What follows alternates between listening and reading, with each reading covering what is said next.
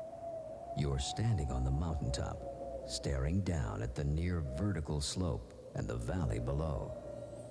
Everything around you is white. You feel the cold wind as it bites into your body. You have never tested yourself on such a difficult run. The course flashes through your mind. Nobody is paying you to do this. As a matter of fact, it cost you quite a bundle to get here. You feel the bitter cold and think, I must be crazy to do this. but this is the moment you've been waiting for. You pause for a moment, and with a burst of determination, you're off.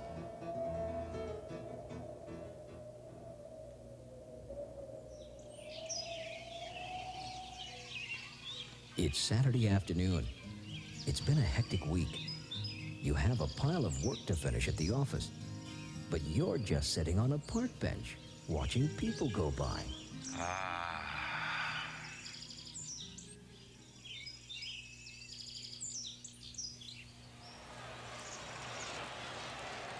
You and a friend have taken the afternoon off. You're sitting in the stands watching the local baseball team lose their 6th straight game. You smell the mustard on the hot dogs, which somehow remind you of the times you spent at the ballpark years ago with your father. Suddenly, with the crack of the bat, your attention is drawn back to the game. Your team has hit a grand slam and goes on to win the game.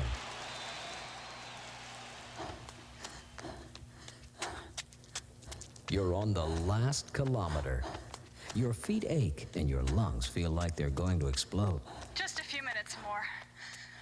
I don't know if I can make it. I'm gonna have to stop.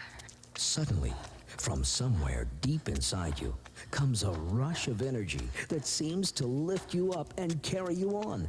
You persist and finish the race.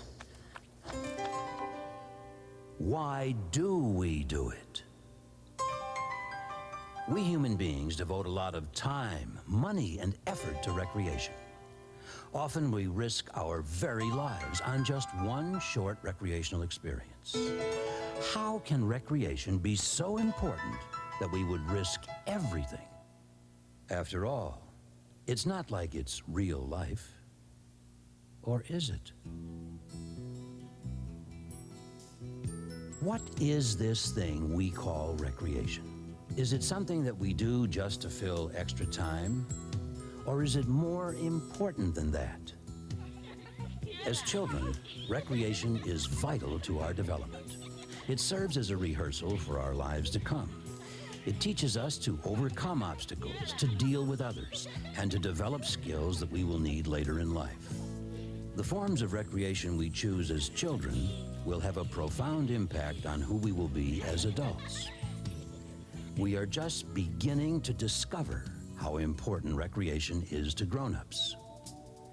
Primitive societies viewed recreation activities as sacred occasions. They often perceived that the future of a person's very soul could depend on the outcome of a particular event. Somewhere in the late 19th century, however, our so-called modern society began to regard recreation as a frivolous activity. Only in the last few years have we begun to study and understand the value of recreation to ourselves as individuals and as a society. We now know that recreational activities can improve our health and prolong life itself. But we are finding that the greatest benefit of recreation may not be to our bodies, but to our minds. Not the external activity, but the internal experience. You can't believe the rush you get. The speed, the cold wind just bites through you as the trees and rocks are rushing past. Sure, it's dangerous, but that's part of the thrill. After a tough week, it's sometimes essential that I take an afternoon off and just do nothing for a while. I'll just sit and watch the kids playing and listen to the birds and the leaves rustling in the wind. You know, 10 kilometers is a long way to run. After half an hour or so, all you're aware of is the sound of your breathing and the slap of your shoes on the pavement. When it's finished, you hurt all over, but it sure feels good. One thing I really like are the smells at a ball game. The popcorn, the peanuts, the Cracker Jacks, it's all a part of the game. There's nothing like a good baseball game to help me get away from it all. The dictionary defines the word recreation as a refreshment in body or mind. In our modern high-pressure world, it is sometimes all too easy to forget how important it is to renew ourselves, to recreate our inner spirit, as well as to restore our physical abilities. Of course, without proper recreation and exercise, the body can die prematurely. We are only now discovering that recreation also keeps the human spirit alive. The old adage, all work and no play, takes on new meaning in our modern stress-filled world. In fact, recreation keeps us all from becoming dull. During the Second World War, the U.S. Armed Forces established rest and recreation as an important ingredient in keeping the spirit of its fighting men alive. Today, major companies recognize the importance of recreation in maintaining productivity. Why is that? Well, it seems that the connection primitive societies made between recreation and the human soul may have been right on target.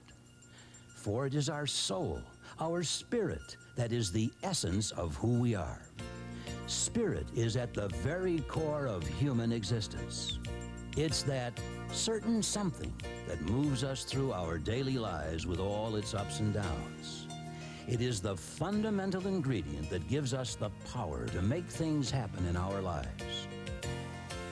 Recreation keeps our spirit alive through good times and bad, through periods of elation and boredom, through times of friendship and loneliness. Why do we do it? Is it the challenge and the accomplishment? Does recreation show us who we are and who we might become? Is it the companionship, the sharing with others? Does it bring us together as human beings? Could it be the risk and the danger? Is it the enjoyment of solitude? Does it show us our place in the universe? Is it the inspiration we get? Does recreation invigorate us and renew our zest for living? Why do we do it?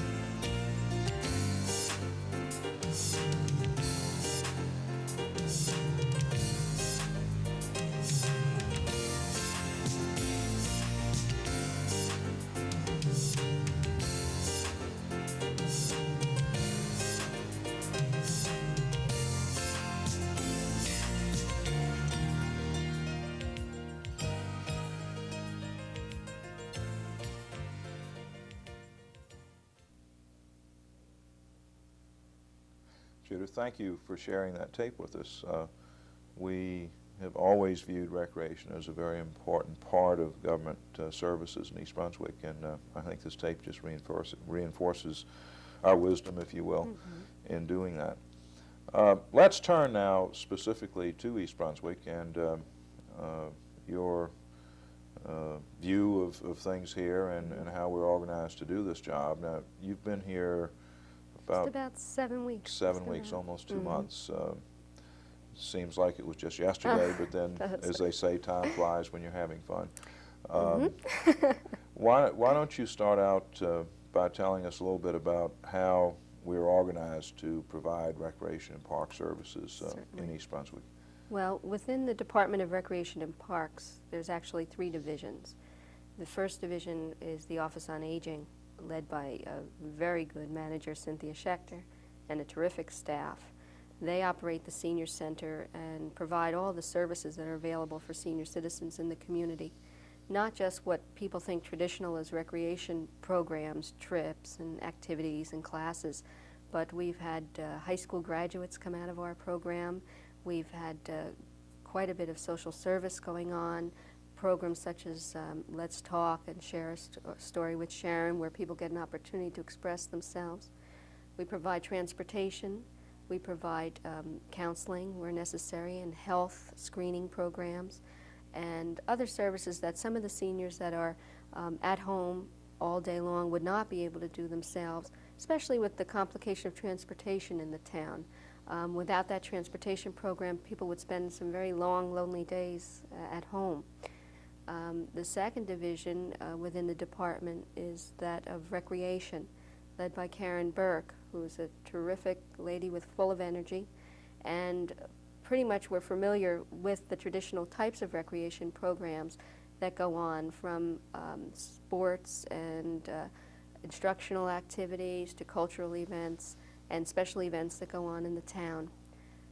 The third division is the division of parks, and they're the folks under Tom Williams' direction that are responsible for everything that's green in East Brunswick. And that involves not only the park properties, but all the shade trees in town and maintenance of those. So you can see there's a wide variety of programs and activities involved in that one department. Let's talk a little bit about our parks, and I'm going to give you a test after Oh, 7 don't, weeks. please. Because I imagine that not everybody is aware of the park facilities that are available to them in the township. Why don't you talk a little bit about what is there and generally where they are? I can help you with where they are. Okay. Well, you probably have much better fix than I do. I know, and it was very surprising to me that we have 612 acres of parkland within the township. I don't have all the statistics on how many are developed and not developed, but we have a wide variety of facilities available. I have to say, right from the start, I was very impressed with that and very excited about being a part of it. You can also tell the importance of parks in East Brunswick's life because the quality of maintenance that is in all of our park properties. We have lakes that you can fish or boat or swim in. We have the community beach, which is really a treasure. Not many communities in this area have that available to them. We have Bicentennial Park, which I know is a particular favorite within the town. We currently have a new property in Dietrichson Park where there'll be soccer and football activities this fall. There's a great many things to do. We have a nature center over at Community Park, right near the community beach. We utilize that for programs as well. Within the whole system, each and every park has its own personality, from a small pocket park like Sadowski Park to Pine Ridge, which is something of a hidden beauty, and the nature area over in the historic district. So there's a variety of things to do, not all active either. There are people that for their recreation want to take a walk or find a bird or see some of nature, not so much just the soccer and football and swings and slides that we think about. Let's talk about the community beach a little bit. Sure. I don't know how far you've gotten in terms of being involved in that. How is the membership doing this year? Well, so far, you know, the weather's been kind of crazy this year, and weather has such an impact on membership. When you start out a very hot summer, the memberships come out right up front. We're doing very well. We're on line with past years. Now we've had an awful lot of rain, and it slowed down a bit. But I expect that we'll be right on target again. One of the nice things that happened about the community beach, and I know I've just shared this with you, working together with South Brunswick Recreation, the director over there is Denise King-Stovall. She also happens to be the president-elect of my association, so here we're back-to-back in towns. And it's an example of the networking that goes on in the profession. Many people in South Brunswick visit the East Brunswick Community Beach, and budgets... Paying non-resident fees, Paying non-resident fees, of course. And budgets being what they are, we've had trouble in being able to finance enough sand. And at a beach, there's two important things, water and sand.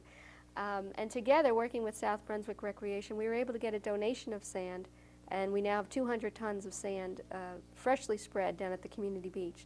So those people that are listening and want a nice soft bottom to sit on, we have brand new sand down there. We also do a lot of programming down the community beach, which is unique. There are people down there, much like a cruise director on a steamship, where you'll go down and they'll keep you busy if you're interested, especially the young people. We also have a camp down there that keeps the kids busy during the day, but it's a great retreat from the city life. There were some other improvements to the beach over the winter, weren't there? Yes. Well, there are some more that will be coming this summer, and most of them revolve around the bathhouse and also the refreshment stand. Some more will be completed before the summer is out. as I recall, there's some concerts scheduled there this Yes, summer that's pretty also. exciting. This year, in conjunction with the Arts Commission, which we work very closely with, we'll be offering all our summer concerts down at the beach. So a complete calendar is available in our brochure, and there'll be posters around town. But we are kicking it off with the Grease Band, which is a rock and roll 50s, out on the sand. So bring your beach blankets and chairs, and it's nothing better than music under the stars to start with, but near the water. I expect people will really enjoy it this year. Going back to our senior citizens program, now you were involved in a similar program in Leonia, as I remember. Do you recall how many people we have registered in our program? Well, I don't know the number registered, but I do know that we serviced 2,000 participants last month in a report. And I know 4 days a week we do serve lunch there, which is a self-supporting program with a terrific cook in Esther. There's a plug for Esther. But we serve 50 to 60 people a day lunch in there as part of an enticement to get them and come and participate in the program. It is bulging at the seams. Cynthia and her staff work especially hard, and they're just terrific at what they do. And every day we have more and more members coming and joining, and more people of the senior age that are coming to East Brunswick.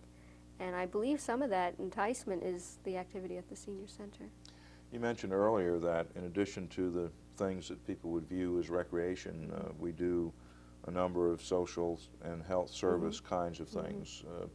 At various times there have been debates about whether that's an appropriate thing for local government to do or not, and doesn't it perhaps duplicate services that are available elsewhere. Do you feel that it's legitimate that we provide these services? I sure do, and I can tell you why briefly. In a community such as East Brunswick, where people have lived a very proud life until their retirement and certainly deserve to continue, although they may need social service or they may need health care or health screening, they're rather reluctant to go to a clinical setting. People are much more willing to go for help if it's in a friendlier environment. That's the first thing. So the psychological impact of going to see a counselor about a problem, perhaps dealing with grief, is a lot easier when you're happy to go into the senior center and you're going to go for an activity, and I'll just stop by and see the counselor. It removes some of the stigma that some of this age group feels about social service related things. Also, you have people on a very fixed and limited income, and quite often the services, although they are free, they again have a stigma, and they don't want that attached. They're very proud, and that's a way for them to get the needed services.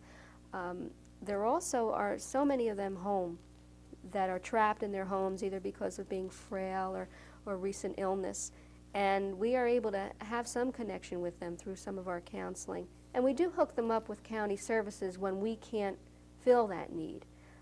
They're very clever in the Office on Aging with trying to utilize everything that they can within the county, and then they just really complement it with what happens in East Brunswick. But I've seen it work in other communities, and it's a natural setting to do it. You'd be surprised. Recreation, and I keep saying it's not just fun and games, but you find out an awful lot about people when they're involved in an activity.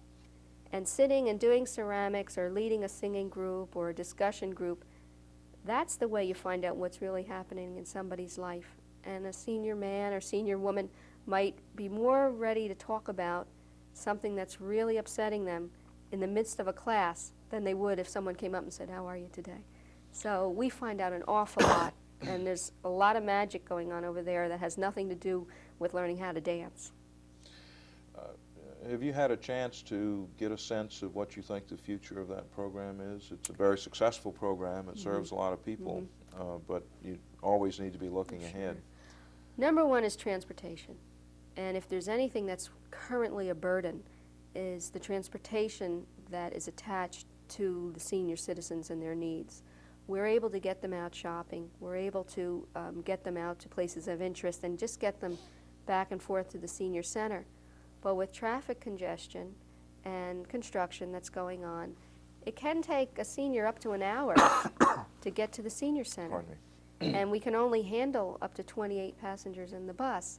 So I see that as something coming down the road that we really have to work on, and quite possibly in the future looking at a regular route, pickup route besides the transportation on demand. I also already see them growing out of the center. Space is already at a premium over there. And not so much because we're offering too many services. The fact is that there are just so many seniors. I'd be interested to see and learn more about the trends and people that are moving in and what their ages are. But it's very evident over there. Every day there's a new face coming by, and they've all heard about it. So it's keeping, I believe it's keeping seniors in the community too. Well, and I know a number of people who have brought their parents here because of the availability of the I'd like facility, to. which is terrific. Sure. There's a lot of opportunities too, not only to take part in it, but become a part of it.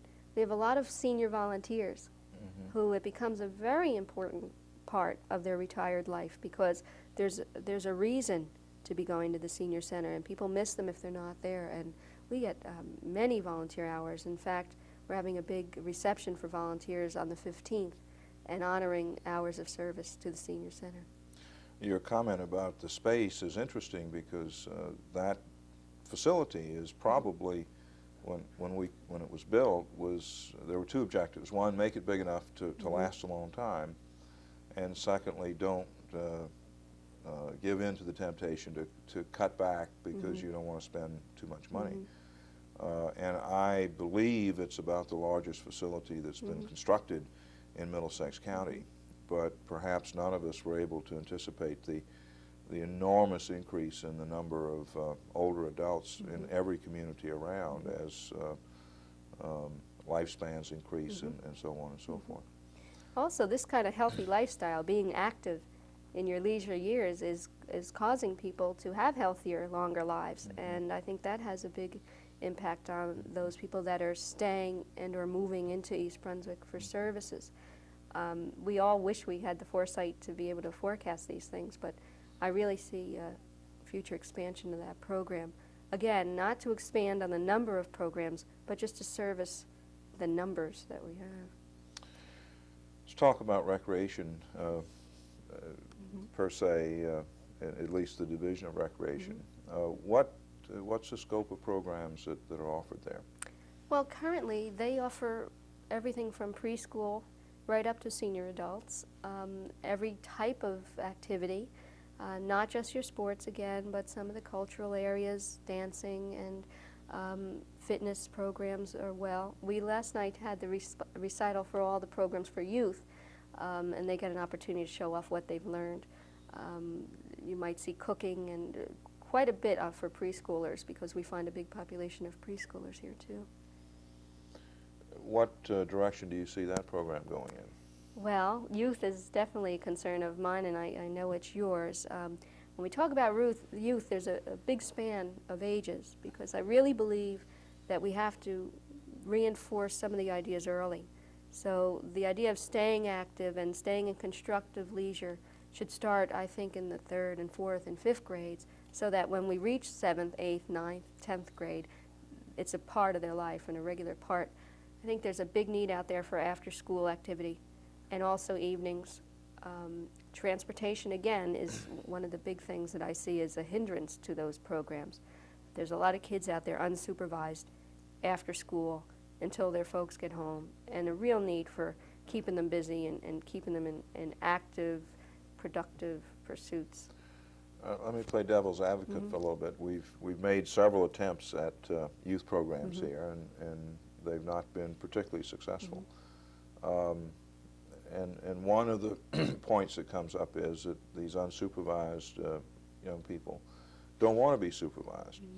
And of course, when we offer a program, have to provide supervision so that the mall or some other unstructured environment is much more attractive. And I'm wondering how it is we could deal with that, and how can we make it attractive to be part of what the township is offering. Well, you know, there's always a group that is going to opt for the unsupervised activity. But when it's done right and when you have a real fix, not to say the things prior to this proposed program weren't done right, but I think we have to really take into consideration that we have a very sophisticated young population. And if we're going to compete with the VCRs out there and the mall and the excitement of a video arcade, we're going to have to do it right and top shelf. I think we all have to challenge them as well. Offering a trip to the ball game is terrific for some of the youth. However, some are not interested in that at all. And I think getting them out on things that maybe they can't do with their family. We're talking now about a cruise around New York Harbor by twilight. Now there's something that the average family doesn't have the opportunity to do. Some adventure programming, and just trying to entice them a little to come on board. Once we get them there, I think that we can hold them. And it takes the right staffing too. In the past we've had very good volunteer efforts, but I think we really have to look towards trained professional people that work with the young people, and there's a way to supervise and structure that it's not really felt like they're being inhibited in any way. But we have to be real clever. They're 10 steps ahead of us. Do we have a good sense of how strong the need is for youth programming? That's what we're working on now. And in fact, right now we're working with some interns from Rutgers University to develop a survey and to get right in there to school. We hope to get some cooperation through the school system to get right in there and find out what it is. Let them know we're here and we're going to serve them, but they have to let us know what it is. And we're also doing some informal canvassing. We have a lot of young people that work for us in the summer and trying to reach them there. 2 teen dances are planned for the community beach, and we're going to consider them a success even if 50 people are out and they have a good time. Next time that 50 will be 100. And the ball is going to start rolling slowly. But I think the only way to judge that and to really get a feel of the pulse is to start out slowly and make some friends. And 2 kids become 4 and 4 become 8, and we'll get them going. Travel seems to be something they all want to do. And if you're not old enough yet to drive that car, and mom and dad don't have that time to get you to these places, I see that as the way that we're going to get the teens and young people involved again. Are you going to offer the twilight cruises around New York for adults? I've been thinking about it. Where can you Your sign number up? 1 sign up. Things like that have to have a bit more sophistication, I think, are those things. We're talking about a walking tour of New York, Soho and the Village, and then lunch in Chinatown, and not your traditional trips that perhaps they've done already through the school system, and not just your average, let's go to an amusement park. There's a big need for these kids to have something else to do besides go to the mall on Friday nights, and that might mean our staff working Saturdays and Sundays and evenings, but that's what we're there for, and we hope to reach them. Anyone with ideas and volunteers, we'll take them. You mentioned the schools.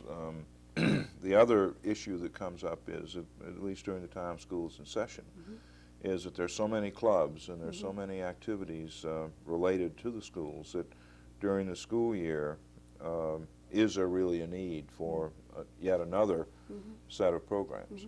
After 5 o'clock, things can get pretty dull if you're a teen, and especially the teens that maybe aren't taking part in those exact programs. You know, there must be, for every teenager you know, there's another 10 different teens, and there's a lot of different interests out there. So after the after-school club, after you come home from softball practice, then what?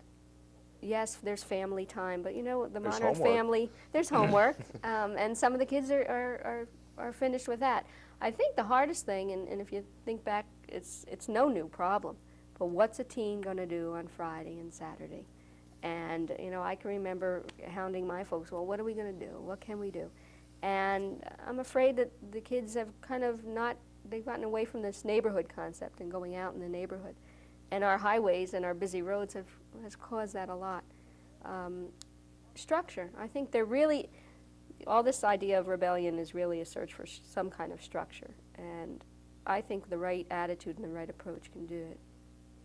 Do you anticipate any programming for singles and young marrieds? We're working on it, and in fact, we're looking at the possibility of some ski programs and see if we can't get that same kind of networking going. You really don't have to program like you program for the young kids in the same way. What you just have to do is make the experience available. For instance, trying to get this networking going, calling the meeting of a gourmet club. Okay, all you have to do is get the people together in the room, and the ideas will start to flow. And a revolving meal and going from homes to homes. There's a real need out there, and people are getting away from the idea of clubs and going out to drink, and with all the nationwide concern on alcohol abuse and driving, and so they're looking for other pursuits and health and fitness, and those are certainly ways to get them out. I've seen it work, and I think it could work here too. You mentioned earlier that there was a recreation center in Leonia. Yes. And I know from time to time there's been discussion in East Brunswick of the need for a community center or a recreation center. What do you think the advantages of a recreation center are? Why does a town need one? Well, God, there's so many. You give me one and we'll have it happen any minute. It was such a luxury to have, but in a township like East Brunswick, it's a necessity. It really is. Number one, the first argument against it might be, well, we have all these gymnasiums throughout the school system. Why don't you just use those? Let's back up for a minute. Sure. What is a recreation center? Okay, recreation, it's a focal point of the community. It does become the center or the hub of the community. We have that here in East Brunswick with the library, but certainly we have another service to deliver, and that's recreation.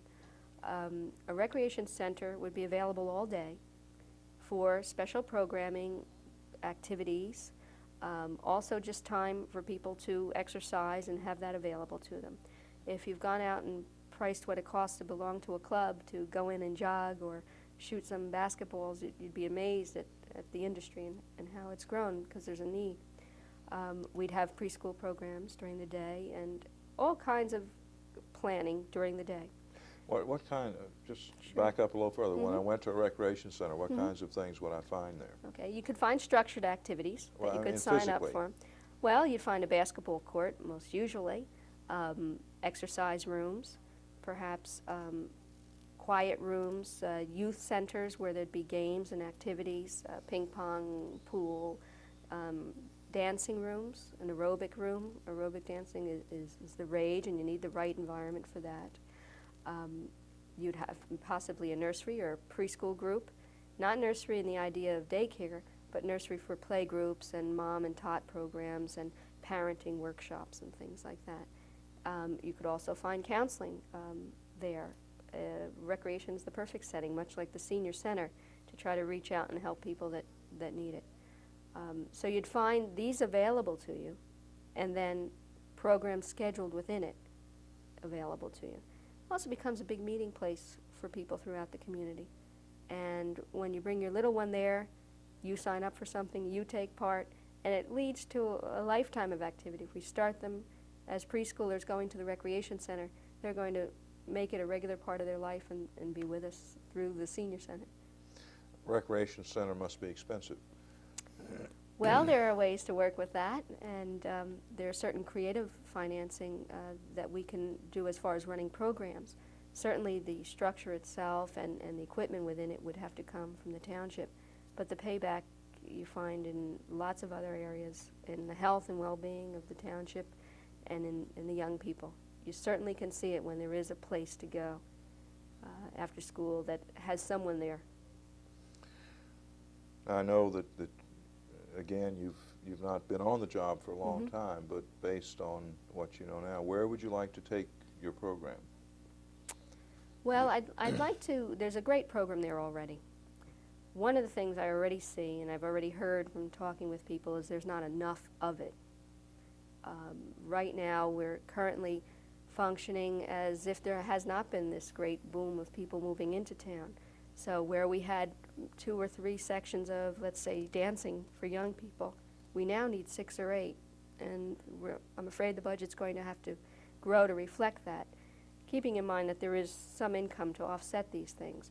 But that's the first thing I see. The program itself is good, but we need to be able to offer more of it. I'd love to see something after school, much like the latchkey programs that other communities have. It's a huge undertaking. It's a lot of hard work, but certainly is needed. The teen program needs a lot of work, and it needs a lot of attention, but we need the funding, which we have some money now to get going on it, and we need hopefully staff in the future as soon as we know what it is exactly that we're going to put out for the teens. Again, it's a nice program. We need to offer more of it. We need to take a good look at what it is we're offering and what's available within the township already, how we can complement it. We have wonderful groups in the township, but if anything I'm impressed with is so many groups that offer real quality programming. You know, I hesitate to mention any because there are so many, but much like our soccer association and the Managers Association and the Little League that really offer wonderful program through grants from us and also their own fundraising. The how about non-athletic things? Mm-hmm. What sense do you have of where we are or should be going with that? Well, most especially with the youth. I see a real need for more crafts and after-school type activities, music appreciation, but where it still is on a recreational enjoyment side. I'd like to see more of the fun things, too, that we don't get exposure to. Magic, for instance, cooking. Not only just cooking for survival, but cooking for fun. No reason. There's a lot of kids out there cooking after school. We should be able to find some chefs out of it. Some of the more socialization types of things. Games. People have lost track of how to play and how to entertain themselves. It's not unusual for a little one to come up and say, well, what can we do next? So I'd like to see more of that. We've been concentrating on just instruction, but I'd like to see more of things that they do.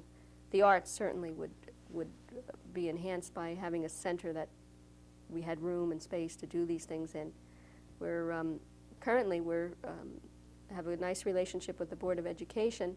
However, there's a lot of competition for space, and we often have to wait for intramural programs and other special events, and it affects the schedule. You are also responsible for the DAISY program. Seems like I have it all. Yeah, that is a wonderful program, and really East Brunswick should be very proud of having such an extensive program in the community. Maybe that everybody doesn't know exactly what DAISY is. Sorry. DAISY is a program, a therapeutic recreation program actually for the special person in the community who needs the special attention to pursue recreational activities. And we're housed over at Bicentennial Park in a lovely building. We've already outgrown that, and we're looking at a possible addition there. And it's headed by Fred Smith, who does a super job of planning Saturday mornings throughout the school year and a camp in the summer months. And those young people just can't wait to get back. We've had a little sabbatical now, and they're getting ready for summer, and they're real excited about it. One of the concerns in that area is that program started out for children, and those children are now adults. Is there anything going on to meet the needs of the older person requiring or being able to use that kind of recreational program? Well, we're taking a look at it within DAISY and trying to see where we could expand within the present program. Again, when you're serving special populations like that, it's very specific, and you need a lot of staff and a lot of time, and certainly the energy. That level needs to be high. I know currently there is a new group forming a foundation for the fundamentally disabled, and I sit on that board ex officio, and we're working together to take a look at developing some programming for the teen and young adult that has special needs. You mentioned also earlier that we have quite a number of young people working for us in the summer. Have all of our summer positions been filled? No, they're still out there, and thanks for the plug. Okay. We have a real variety of positions available, and we, granted, aren't paying exorbitant fees, but certainly the minimum wage is being offered in many of our programs. And it's a real good experience. Number one, you're outside in the beautiful outdoors, doing things that you like as well, and supervising children. We also have positions with the DAISY program, which can be very rewarding experience. And it gives people, young people, an opportunity to see what it is they might be interested in doing later. Again, they're outside. Opportunities at the community beach are there, and what a beautiful place to work. We also have had positions, those are filled currently in the Parks Division, but an opportunity to really work hands-on with the Parks crew and Shade Tree to get our parks and keep them in the beautiful condition they are. But there are positions still available, and people that are interested should contact the Recreation Division. Is there a telephone number, or should they come by, or what? Oh, you have me. They really should stop by the personnel office at the Township Hall. All right. That's in the municipal building, Yeah. across from the library. Mm-hmm. Well, Judith, I have to say that I have been excited about your coming to East Brunswick Oh, thank you. ever since those final interviews, and, Mm-hmm. and this discussion has confirmed my excitement. I think Mm-hmm. that we're real lucky to have you, and very pleased that you're here. Oh, thanks. I was excited about coming. I had heard a lot about East Brunswick and knew of the work going on here, and I'm excited about being here too.